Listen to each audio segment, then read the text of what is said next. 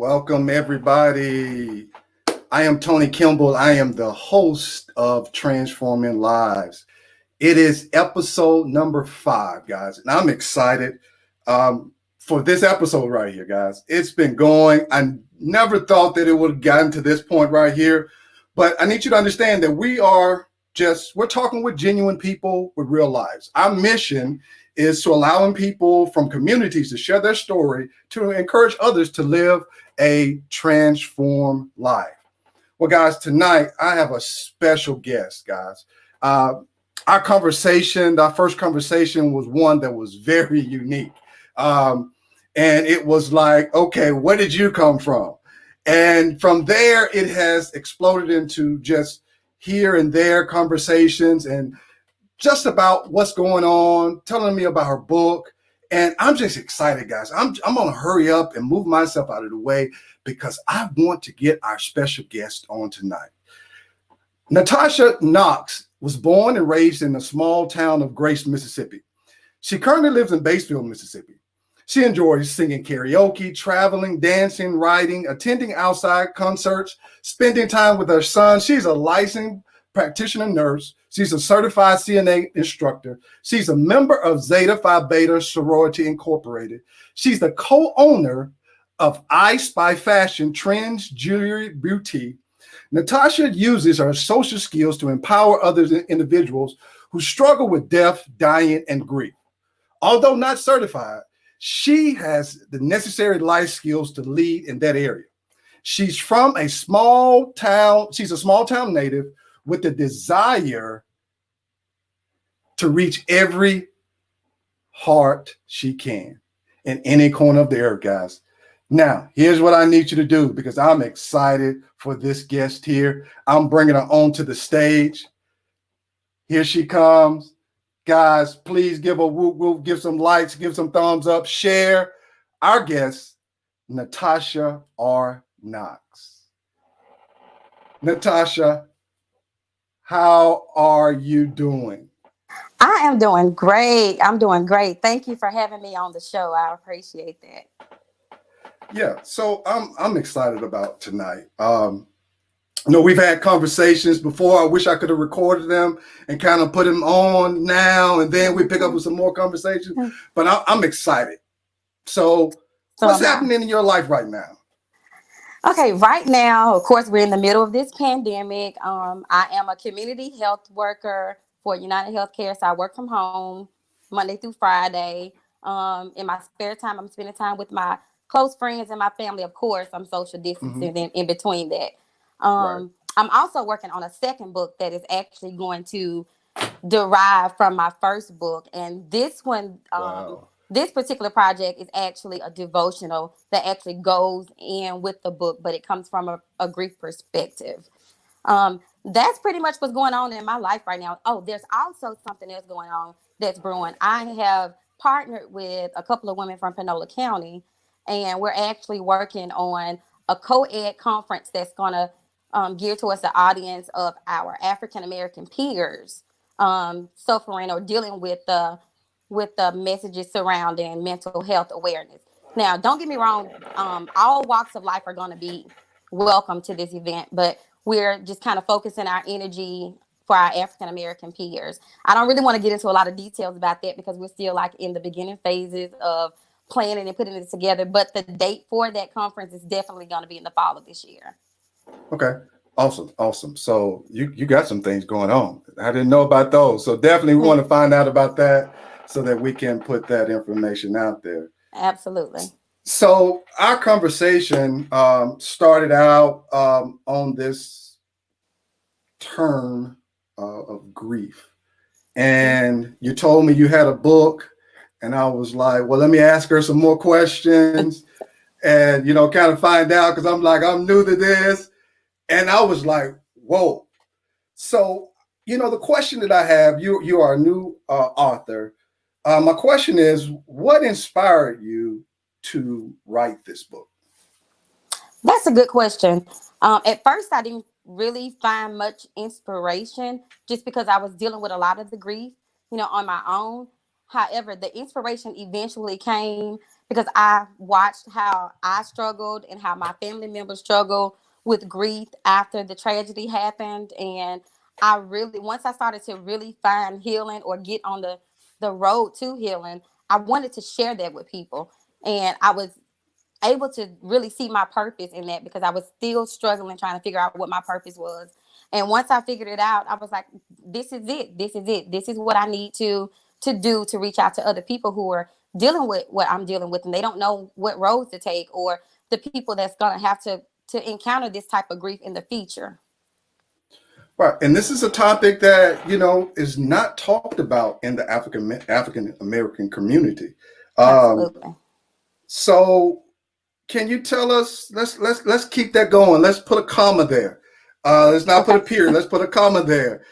Tell us about your book. Okay, so my book is it is a little different. It's dear to me. It's very, very dear to me. My book is really just gonna detail my journey to surviving the grief that I encountered in my own life through my own experiences. And I wrote it in a way where other people, my readers, are gonna be able to really look into my book, read my book, and actually personalize their own journey and figure out their own way of dealing with the grief that they're probably going to encounter or that they've encountered or will encounter in the future. So as you were writing the book, and I understand that that was a part of the healing, the part of recognizing, Mm-hmm. acknowledging the part of grief. What are some things you learned when you were writing the book? That it takes time. It definitely takes time. The grief process, it's not cookie cutter. It's not going to be the same for Okay. every individual. Um, and I'll just say, like, I read the books. I bought books and I read books, and I listened to my counselor. I did the step by step processes. I did everything that she said, that she detailed out for me for my plan for overcoming my grief.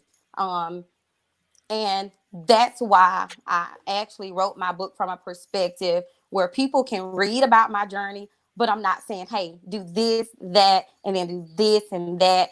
It helps you to build on your faith in God to get you through that journey. And then you get to personalize it. You get to personalize because my experience with grief is not going to be your experience. Everybody's experience is probably going to be a little different in some retrospect. We all come from different walks of life. We grow up in different type of households. Right. We have a different segment of friends. Like everything is going to be different, and the way that you live your life and the way that your life is going is actually going to shape your own experience.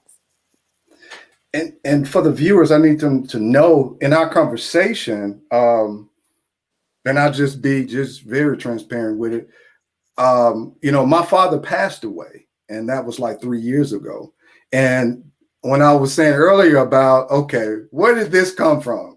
It's a whole book and a person with the book. Like, where did this come from?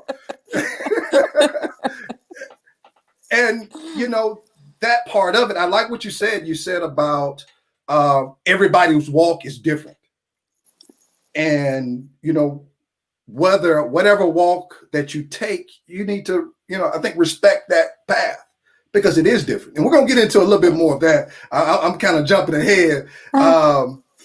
But as you were going through the book, what surprised you the most? The I'll have to say the thing that surprised me the most is the absence of the people that I thought would be there for me throughout that journey. Like I mean, it's no secret. You get about 7 to 14 days to soak up all of that energy, soak up all of that love, all of that support during that bereavement period. And then once the funeral is over, once the festivities post funeral is over, you're left in this dark corner wondering, like, what's my next move? What do I do now? Like, where do I go from here? And that's when you realize, like, that is when the grieving process really starts. Absolutely. So let me slow down because I want to get to this grieving part. Okay. But when I saw the title, Severe Weather Ahead, what's the meaning behind the title of your book? Okay. I went back and forth with my title. I won't lie. I had a couple other perspective titles that I was going to use, but that title was given to me by God. And the reality behind it is, we sit in our houses and the news come on and it says, hey, if there's a tornado warning, how Mm-hmm. many of us really take light to that? Except for of course our elders, but we continue to do what we're Right. doing. Right. We continue to do what we're doing. We're not paying any attention to the warning. We're not paying attention to the light rain that's outside, the still sky. We're not paying attention to any of that. And that's why I titled the books, Severe Weather Ahead. Like, we have to um, take notes of those things that are happening in our lives that are actually kind of giving us indication that there are some things that are going to come to pass in our future that we're going to have to be prepared for. And if you take those steps, the necessary steps to prepare, then God has already given you exactly what you need to conquer, those uphill battles that lie ahead. And so when I thought about severe weather ahead, I wasn't just coming from a perspective of grief, because grief can come from all different um areas and angles. Like, grief doesn't just have to happen just because you lost a loved one.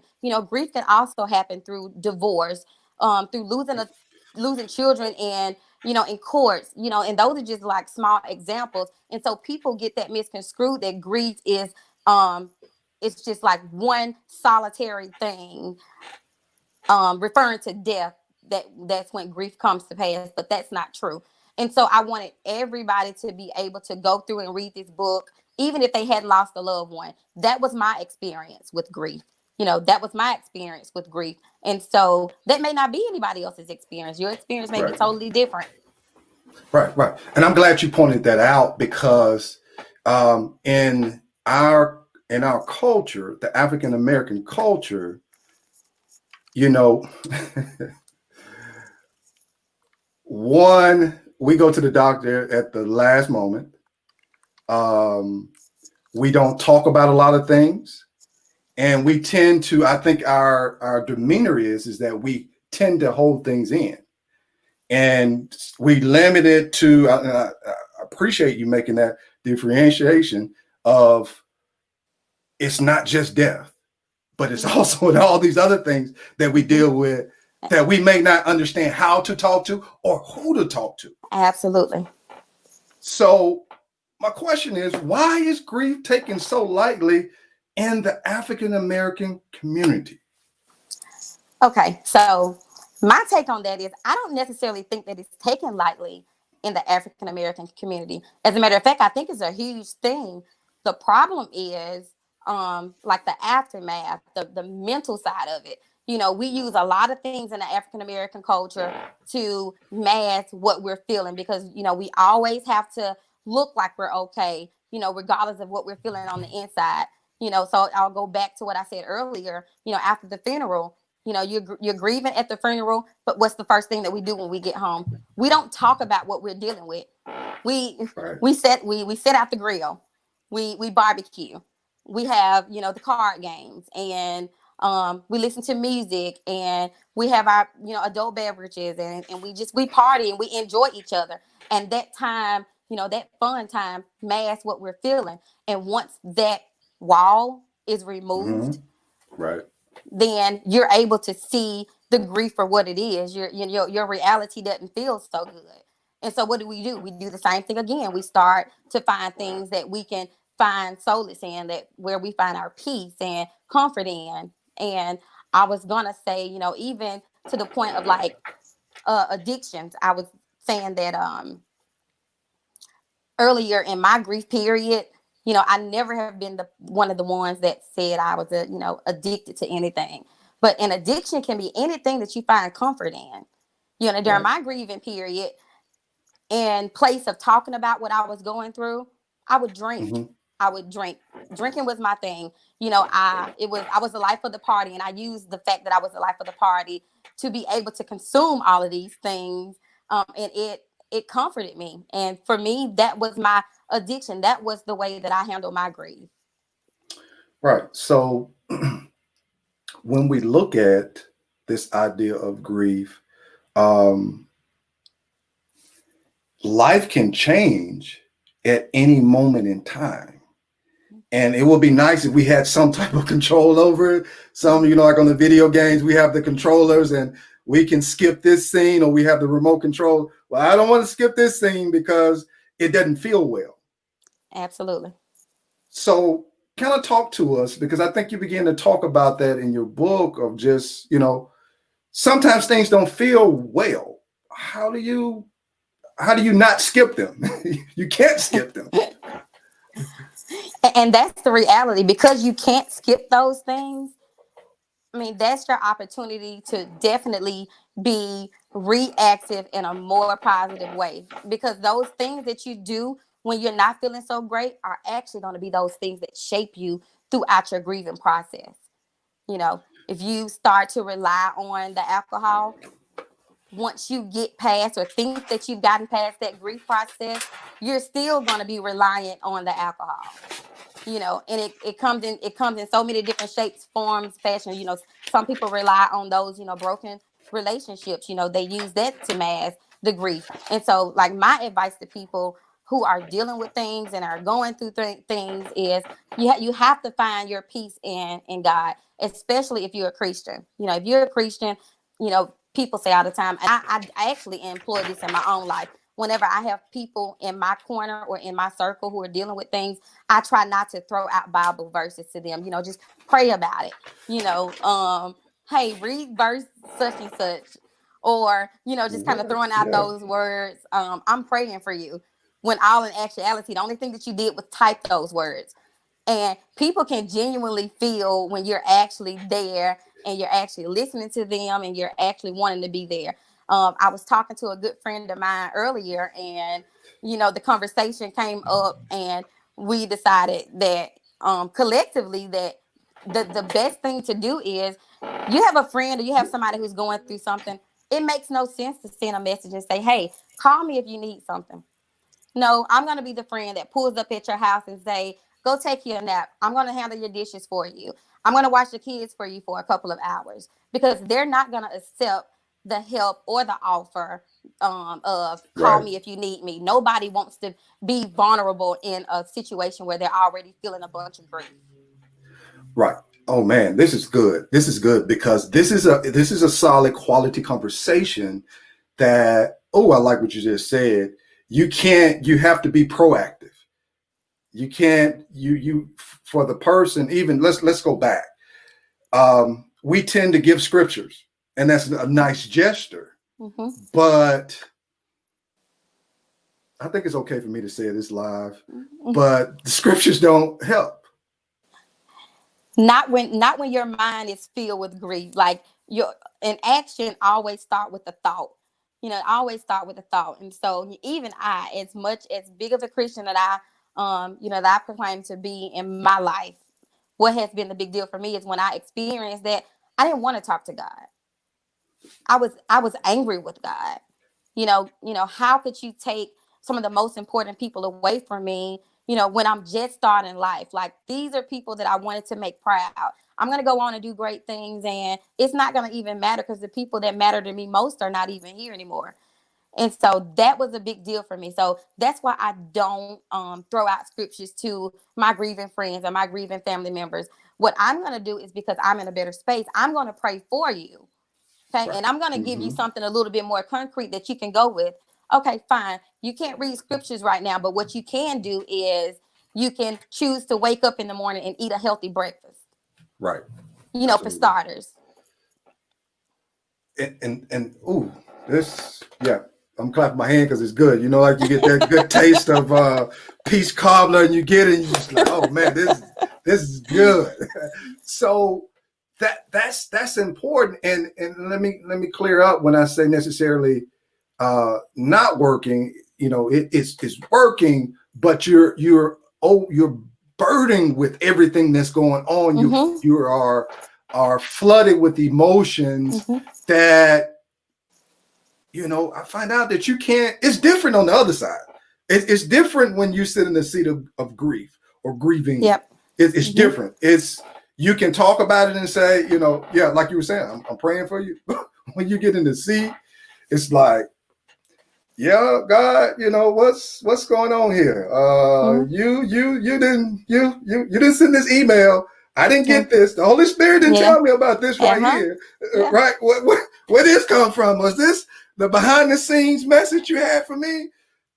And that's a part that you have to have those conversations, getting us back to talking and being open about this whole process. And you touch it, and I want to bring some of those things out in your book. I think I'm gonna pause a moment. We're gonna take a brief pause because you got people, you have some friends that are on here. I think I put this up. Eric said everybody's walk is different. Respect. Everyone's not like you. Good words there. Jesse, we tend to grieve in silence. Eric came back. You can't skip him. And I'm gonna say Miss Williams so I don't mess her name up. She said that's good. At some point, I just saw some was good. Yeah, that's my sister. That's your sister. Okay. Yes. All right. Okay. All right. I'm sorry. How you doing, sister? Welcome to the show. So we look at all those things, and in your book, it's easy to follow. It's I guess I can use those cinematic words. It's capturing. Because you're following along this pathway that it comes out of nowhere. Yes. So how did you handle that coming out of nowhere? For me, it wasn't until I got to a point of beginning to heal that I realized that it never came from out of nowhere. God prepared me for it, all along. So all of those, and I'll just say this because this is a part of my book, all of those dreams that I had prior to the tragedy, all of the restless nights, all of the talking to God about the things that, that I wanted him to manifest in my life. And so in asking God for a position, you also have to be prepared for what is to come. And I like to relate this to like going to college. We go to college and we major in something. Okay. Mm-hmm. And when we major in something, we're going to classes every day and we're tested on the material that surrounds the major that we have chosen. Right. Okay. And that is the only way that you're going to be able to be functional and successful in whatever area you decide to go in or major in college. And that's the same way with life. During my spiritual journey in the beginning, I begged and I begged and I begged and I begged God to reveal his purpose in my life. I was on the straight and narrow and, and I talked about that in my book, how dare you ask to work for your savior and then you tell him what capacity you want to go in. And so that's what and so now looking back, I'm thinking, this is my purpose. My purpose is to reach out to people who are dealing with death, dying, and grief. And honestly, nobody wants to hear advice from somebody who hadn't experienced anything. They just don't. You just have to have that experience. And unfortunately and fortunately, in my case, that is my area. And I had to have that experience and that expertise in that area.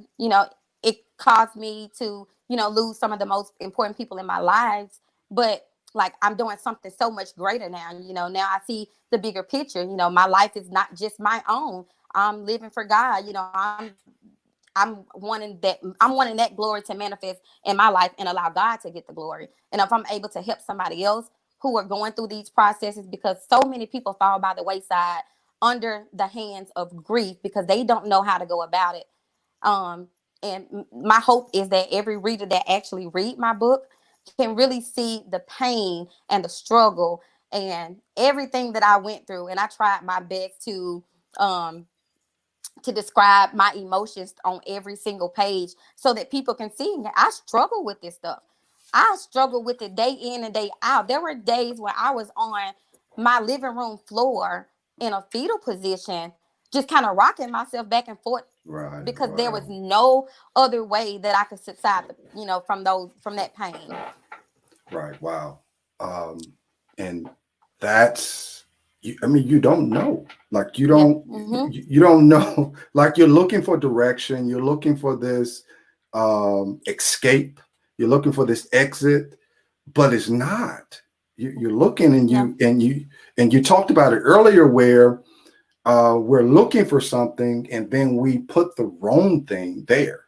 And Mm-hmm. not only do we put it there, we put it there and like hit the gas with it. Yes. Yes. Talk about that for a second. You Yes. you mentioned that, and it's another Huh? thing. We need to talk about that dream. I'm gonna come back to that, but Okay. let's talk about that.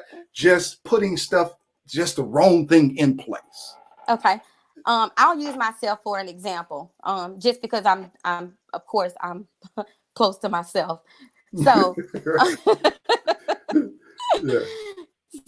so when I went encountered the grief that I encountered, it was a short period of time before it was time for me to go back to college and go back to my normal life, and I wasn't ready for that. I wasn't ready for that. Mm, People were so used to the happy-go-lucky Tasha. I was always the life of the party, always smiling, but internally I was crushed. I was right. crushed. There were days that, like, that knot in my stomach did not leave for, I mean, it seems like forever. I know it seemed like it could have been a whole year.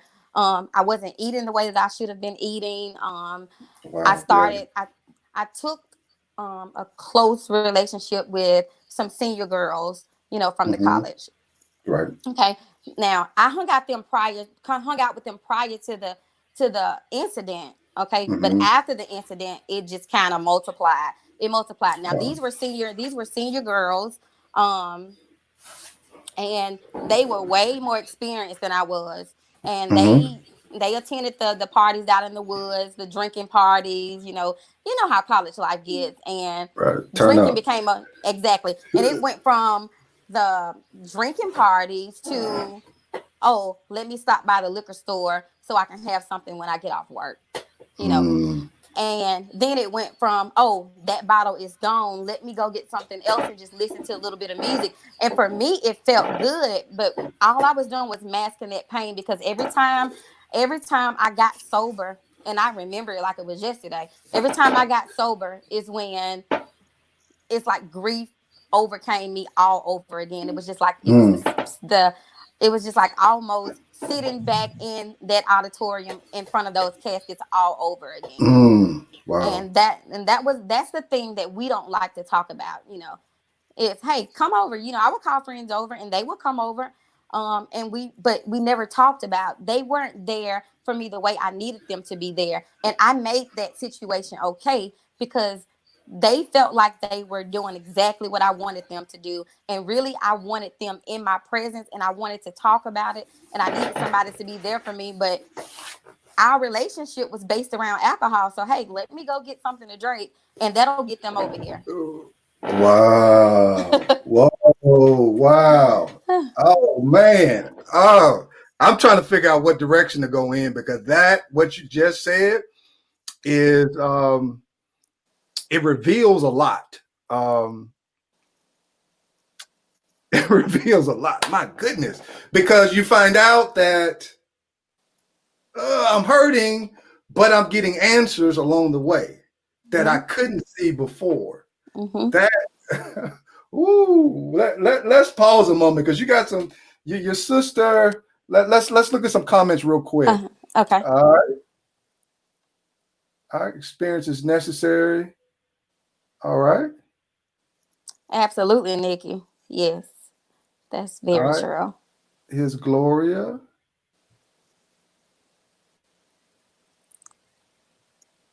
She says she love you. Look at God. All right. That's my praying cousin. That's your praying cousin. Okay. She's She has an adjective. Okay. yeah. To her name. All right. Your sister pointed out. Um, most people don't want to sympathize, but if you can empathize because you're going right. Yeah. That's so Right. true. Right. Finding that someone to actually go through that. Um, talks about her struggling daily, but God, Mm. absolutely, um, That foundation is necessary. absolutely. And uh, my son, hey Cam, how you doing, man? Glad you're watching.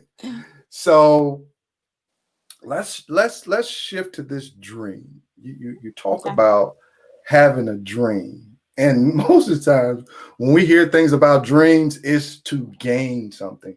Or this is, we think about Joseph and this is going to happen. God is going to do this thing in my life. Talk to us from the standpoint of the dream you had. Yeah, mine was totally different. It was from a totally different perspective. I was in a time in my life where, like I said, I was almost begging God to reveal, my purpose. I wanted to know what my purpose was. I felt like my faith was starting to, develop, but I felt like I didn't know where I belonged in the kingdom. And Right. that is a hard thing to deal with as a Christian. I'm just like, you know what, God, seriously, like if you're not gonna give me my purpose, I can just go out and live my life the way I want to live it. Right. Right. And that's exactly how I used to talk to him, in my prayers. And so one night I laid down to go to sleep, and the dream was really, really weird. It was a dream with me and my mom, and we were just sitting in, like, it was an undisclosed location. I don't know, but I know that it was some type of garden. And we were just sitting there, and there was no sound. I couldn't hear anything either one of us was saying, but we were smiling and we were laughing. And so I knew that it had to be something favorable. Um, and then at that time, I had a deceased aunt, which was my mom's sister, and she just kind of appeared out of nowhere. She appeared out of nowhere, Wow. and she extended her hand out to my mom, and my mom got up to get ready to leave, and as kids, we going with our mamas. So Right. I Right. got Right. up Yeah. and I'm going too. And my aunt, she kind of placed her hand in my way, and she said, "Hold on, baby, it's not your time. Oh. This is just for your mom." And Mm. my mom turned around and she kissed me on my forehead, and then they just kind of walked off into thin air. Um, and I remember feeling like really cold, like and clammy when I woke up, because I woke up there and I woke up like almost hyperventilating because I just did not know, what the dream meant. I knew I started being very superstitious, kind of Googling what the Right. dream meant. Right. I started to and then I started to actually become a believer because in my past I had heard a lot of stories about people having dreams, and then when people hear that and they've not experienced it, it's easy to say, "Oh, she's just lying."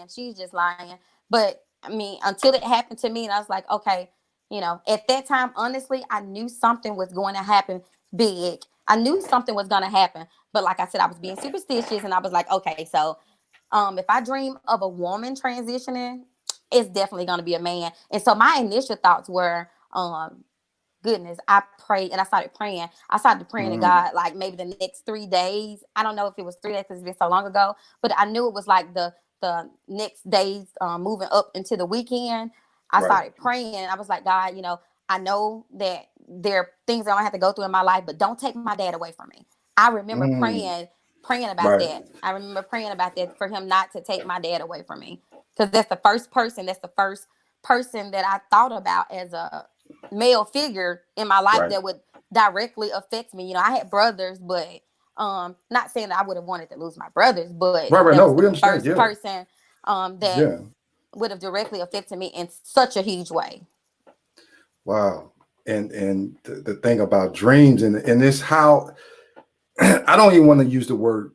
The word is not weird. It's a God connection on Mm-hmm. how you and I mean, I don't first time seeing you, hear your voice, Tasha, who? Tasha, I mean, and it's how we talked about it earlier, where we can't skip over, but how God walks us through, even though it didn't seem like He's walking us Mm-hmm. through. He's still with us the whole way, and Mm-hmm. how He's still so loving that it's in His plan that it's going to happen, but He walks us, He prepares us way beforehand. Yes. Let me tell you how God works. The story that you're telling right now, for my dad, I knew it 2-3 months beforehand. Mm-hmm. I denied it. Mm-hmm. I denied that, and it's amazing how that you're coming here to say this same exact. Though the stories were different, it was Mm-hmm. how God reveals stuff to us. Mm-hmm. Um, and you begin to talk about, your walk with God. You Mm-hmm. talked about you praying, and you're like, don't take my dad. Now getting us to a point where everything is happening, I'm just thinking like this is transformation. Like it doesn't Yes. seem like Mm-hmm. it doesn't seem like it is. Like Mm-hmm. like you sign up for the classes. Yeah. Oh, I'm gonna take this class. I'm gonna take that class. Well, this class that they tell me about, I'm not signing up for transformation. And it's how things work out. So Yep. I want to look real quickly at you. You talking about. I'm sure that there are going to be some college people that are going to be on here. They're going to listen to this. I'm sure that there are going to be some college age people that are going to get your book. When you talk about transformation in college, how did that shape you in college? You speak, about it in your book, but how did that transform you? It transformed me in a couple of different ways. I had to grow up really fast. Okay, Mm, that experience with the tragedy, it grew me up really really fast. Because I was looking for an outlet. In my book, I mm-hmm. talked about how soon my first marriage, I got married. Less than a year and a half after the tragedy, and so it Right. took me away from my initial university, and I ended up transferring over to Ole Miss. And so Okay. from transferring, I never got the opportunity to really get the whole college experience at Delta State, at Delta State University. Mm-hmm. I had become a wife. I had become almost a mom at that time because I got pregnant like shortly after we got married, probably like within the first month of the marriage. Which was, by the way, an unsuccessful pregnancy. I just thought to put it out there because I know that you knew that I had one son. Okay. Okay, Right. Right. so I went there. I was a wife at that time. I had a full-time job, and college became just classes in between. It became classes in between. And so the transformation in college for me, I would definitely have to say it's a very, very vague one. It is a very Mm, vague one. I don't really have a whole lot of memory of college life. And so, my advice to, the kids that are in college, that are, in school, is like, that is the time to start shaping who you want to be when those storms start to roll in on you. That is your time to figure out who you are going to be when the time comes for you to run into your mountain, because you're going to run into them, regardless of what it may be. It could be death, it could be the fail of a marriage, um, it could be anything. It could be right. a failure of a class, especially as a Right. college student. Right. Right. Absolutely. We have a couple of more comments. One concerning this is Jesse Jones says God talks to the strongest leader through their dream. That's the power of our God. Absolutely. We got one more. Absolutely.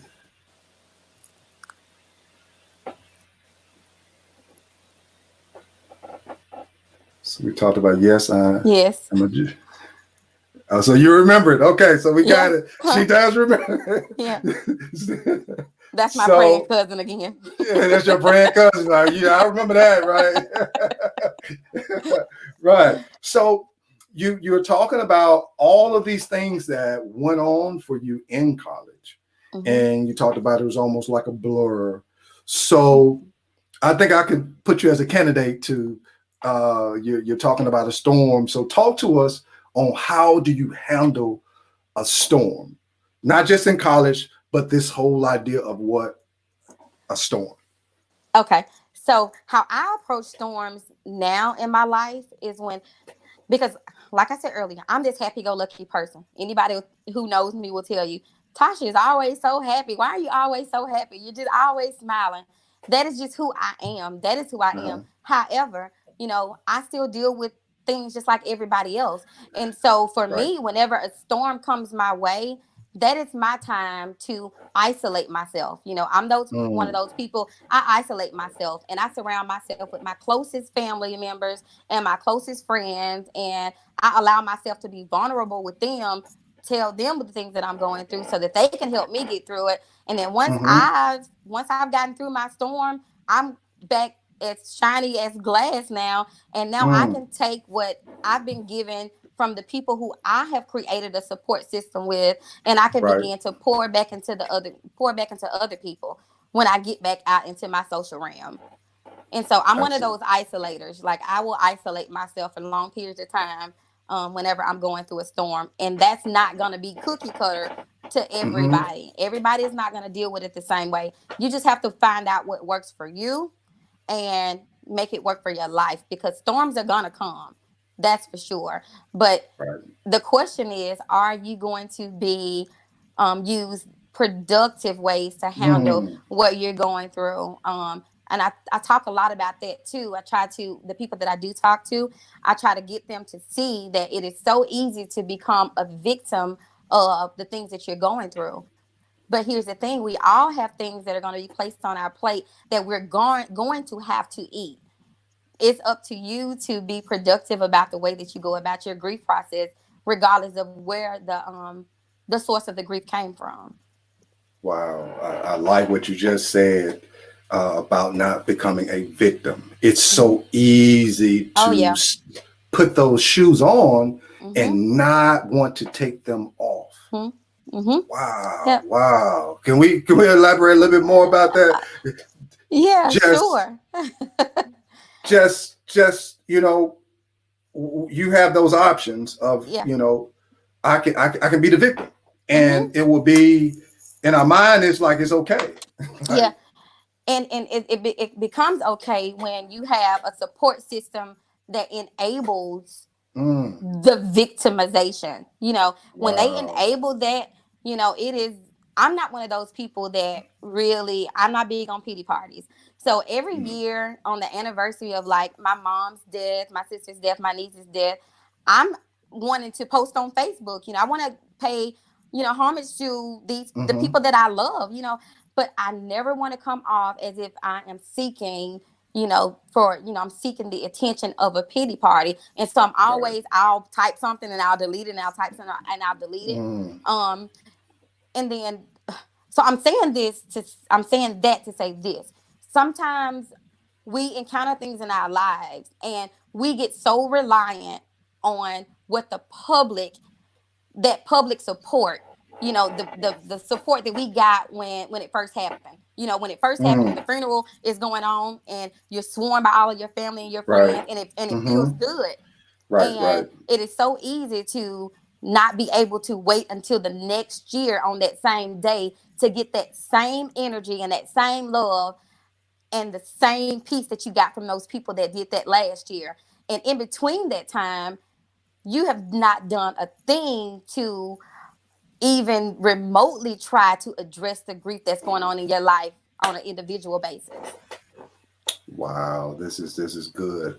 Because you talk about just having the right support system, Hmm. not just having a support system, The right one. the right support system. And Hmm. earlier you talked about having the right friends. So this process, Yeah. you got to have, and this, You got to be right doesn't strategic. right. And, Got to be. and right is not perfect, but right Exactly. is being intentional about Exactly. Hmm. and having that conversation. So um, we got here.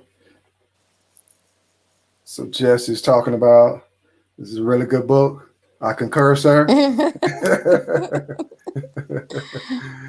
All right, productive ways, and yes, the right support system. All Hmm. right, your sister has 3 exclamation marks on it, so we want to Yeah. make sure. We don't like to think about these things, but honestly, the road that I was initially taking, Mm-hmm. um, I could have easily been an alcoholic, easily, Right. with the wrong friends and the wrong support system. And so we have to think about those things that we, that we grow weak to, that are some of our strongholds, the things that we consider to be comfort for us. What are you doing with those things? Are they productive ways to handle whatever you're dealing with, or is it just a mask or a wall that you have up just to kind of shield you from looking at the reality of the situation and dealing with that pain, heads on. Right, man. That's wonderful, because you have to address it sooner or later, Absolutely.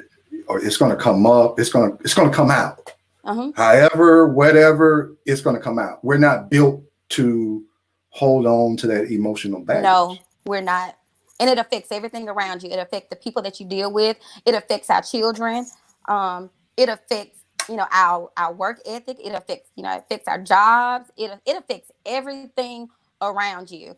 And that was another thing that I was touching on with one of my girlfriends. I, talked to her briefly about it one day last week, and we talked about how, in the African American culture, we have a lot of um, striving and upcoming, entrepreneurs, but we are Right. so bogged down from a mental perspective that we can't even be ongoing with one task.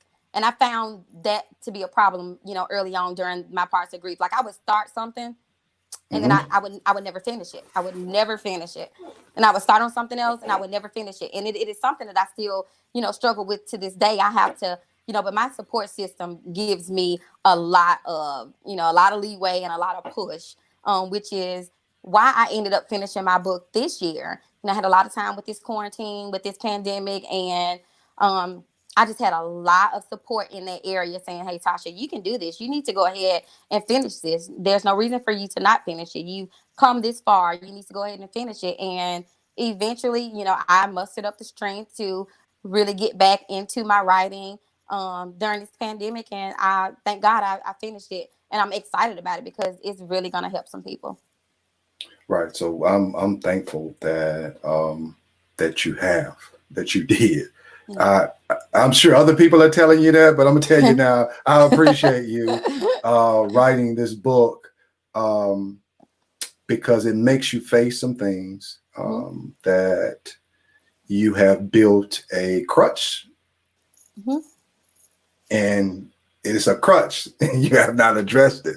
So um, I got a couple of more things, but I want to ask this question. I know our time is getting out of here, but we need to get these questions. Then we're gonna give Okay. you the opportunity to share anything else that we didn't get to Okay. talk about with your book, and then we're going to got a little nice surprise at the end. So we've talked about really just what is a transformed life in regards to your purpose. We've kind of talked about it. Could you give us a little bit more nuggets about just, in relation to your purpose, what is a transformed life? Okay, so right now in my life, it definitely has been a transformation as far as in regard to my purpose. Because now, we hear the saying, understanding, what is it, rules the nation, is something like that. But anyway, It's all conversation good. rules the nation. Conversation rules the nation. Yeah, that's it. But for me, it's like understanding my purpose um has allowed me to put myself in a position now that when I encounter a storm, it's no longer about me. You know, Right. it's no longer about me. And once you start looking at life's struggles from that perspective, then you can really, really, really tackle on those mountains that are in front of you way better than you would have necessarily been able to do it without that type of foundation. And so I just look at it like it's not about me. So it has transformed me in a way to not think about me. I'm always thinking about whenever I encounter something, whether it be, good or bad, more, mostly bad things is what I'm thinking about. I'm always thinking about how can I help the next person once I get past this? That is my question to myself. That is my initial question to myself. And I thank God for that. So you're trying to extend this conversation by making that point right there. You're trying to extend this conversation because that's the whole thing about transformation. It's about this idea of maturing, Hmm. and it's in everybody's path is not created equal.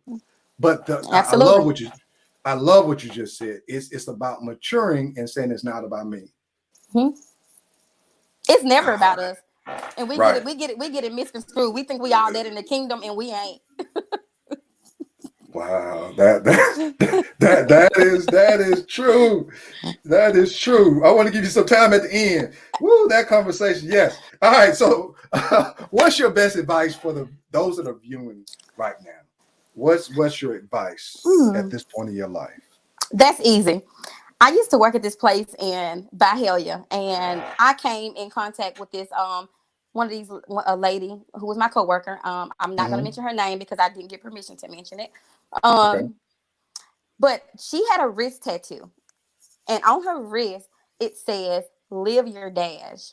And so I don't know where she got it from, but I had her to explain it to me, and I'm always thinking about that whenever I think that my life is just in shambles, I always think live your dash.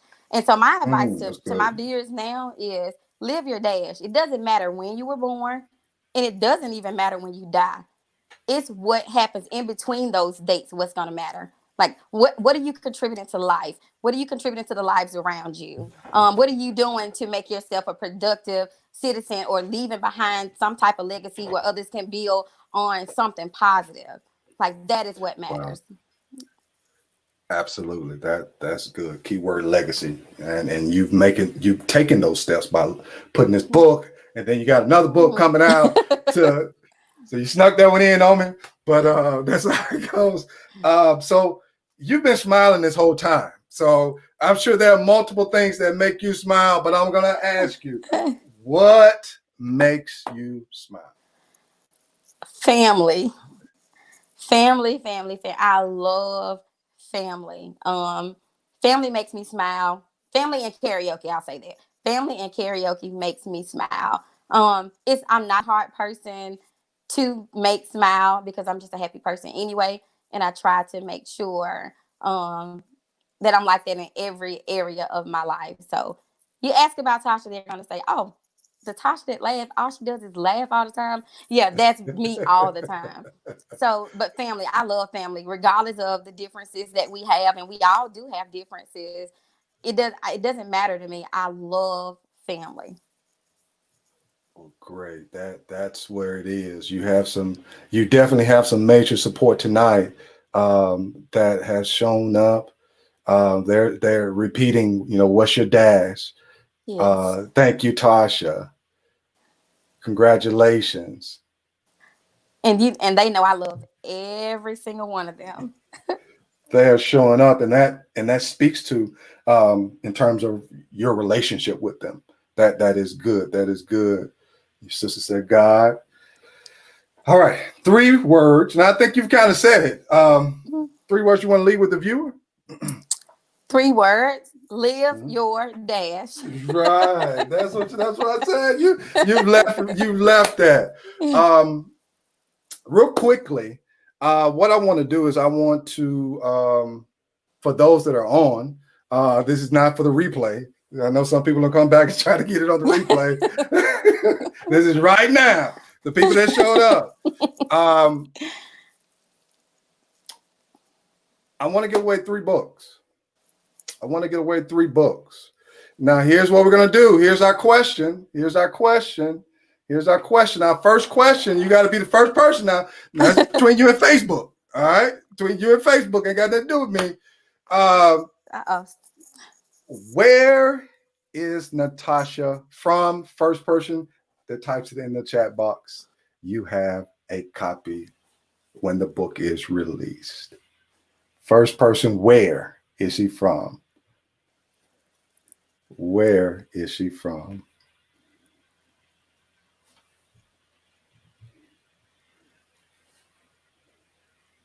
You can tell me.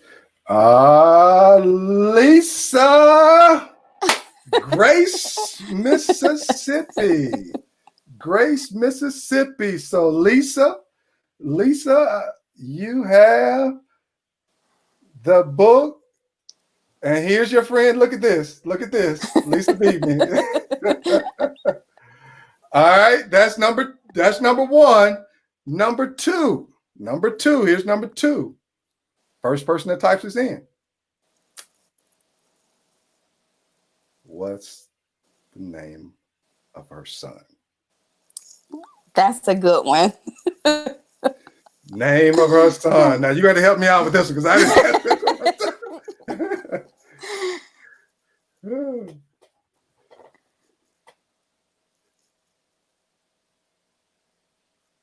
Your sister said the alley, right?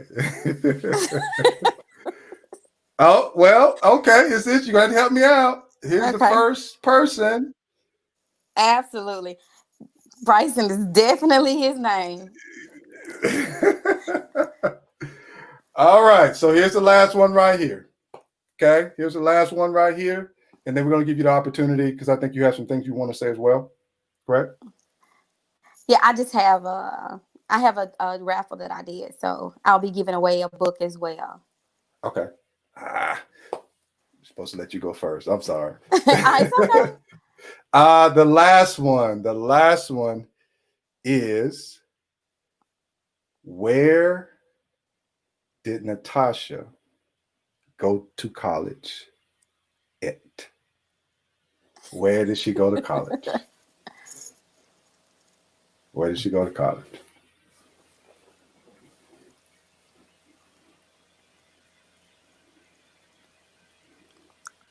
I bet them fingers moving. Yeah, they.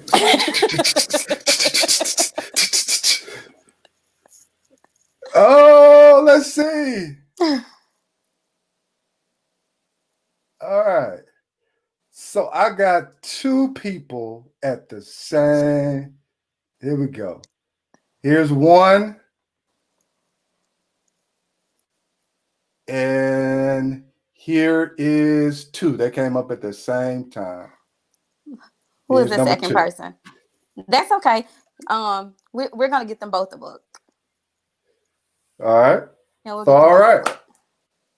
Awesome. All right. So you have the floor now, ma'am. If there is something that we didn't get a chance to say, you have the floor. Go ahead. Your raffle. You have the floor now, ma'am. Go ahead. Okay. So it's just really quickly. I ran this raffle starting the other day. I think it was a few days ago, and it was a $2 raffle.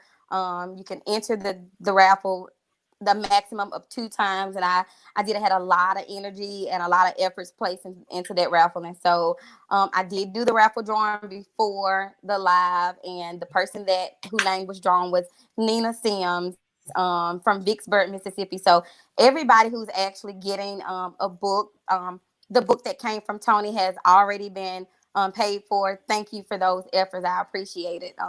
He did not hesitate to make a bulk purchase of books, and that was very, very commendable. So if you all have won a book, please inbox me your address and your phone number. And as soon as my shipment comes in, I will get that out to you in the mail. All right. Any last words? Go and order my book. You can go on Amazon.com. I don't have the link associated with it, but you can simply type in Natasha Knox in the search box on Amazon, and it will pull up where you can get the e-copy, or you can actually get the paperback. I will tell you that the cost on Amazon is $21.99. However, if you want to get the book before it's released, I suggest you use that platform because Amazon doesn't recognize the release dates. They are just simply going to print the book and get it out to you, and you're probably going to get it way before my release date of July 13th. Other ways that you can purchase, you can PayPal me, or you can cash out me with your name and your address. And once I get my shipment, I will get those books out. I want to give a very, very huge shout out to Erica Boy, who is the owner and the founder of Turning the Page Publishing. She did a phenomenal job with helping me to, bring my vision to life with my first book, and I really do appreciate it. So if there are anybody who's watching who is an aspiring writer or has something that they want to write about, I suggest you reach out to her because she made my process so seamless, and I'm so excited for her as well. Awesome. That is great. I will put that information out there as well. If I can get that information, I will put her out there, those that are inspiring to be a writer. And she definitely can help you. All right, man. I appreciate you coming on. Thank you so much. Thank you, Fry. Thank you for having me. This has been very, very therapeutic for me as well. So I hope that the viewers have taken something from it too. Thank you. Absolutely. Thank you. So, Godspeed to you. I know that God has a plan for you. His Yes. purpose is showing out. Yes. So God bless you. And Thank you. that ends our session for tonight. Okay. Well, thank you for having me. All right, you're welcome.